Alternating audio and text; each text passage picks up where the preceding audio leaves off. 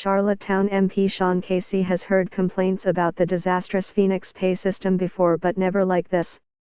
12 federal employees met with Casey in his Charlottetown office on a Saturday afternoon in November, sharing their personal struggles and anxieties with the faulty pay system. "It was a pretty impactful day," he said. "I have never had that much direct exposure to the problems in that condensed a period of time.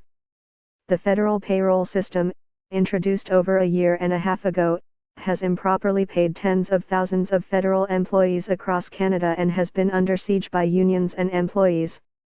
The employees who met with Casey told him about instances in which they were overpaid and, at times, weren't notified when the government clawed the money back. He also heard from seasonal workers whose pay was affected, which in turn affected their EI payments. Casey said he's promised to look into the files of the workers he met with for more information and has shared their horror stories with the parliamentary secretary dealing with the pay system.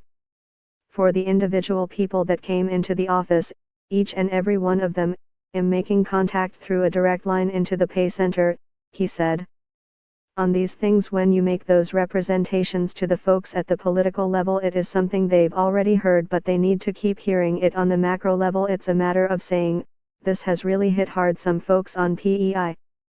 Casey said there seems to be no end in sight for the Phoenix pay problems, despite the federal government earmarking hundreds of millions so far and tasking nearly 400 employees with fixing it. "We hope it is solvable. We know it's solvable, but there's no good justification for why it has taken this long," he said. "We're talking about hundreds of thousands of employees. It's a massive problem and one that was botched from the outset, that it's taken an inordinate amount of people and money to get back on track," the Public Service Alliance of Canada told CBC-PEI. "There are likely hundreds of federal employees impacted in the province, but it doesn't have exact numbers."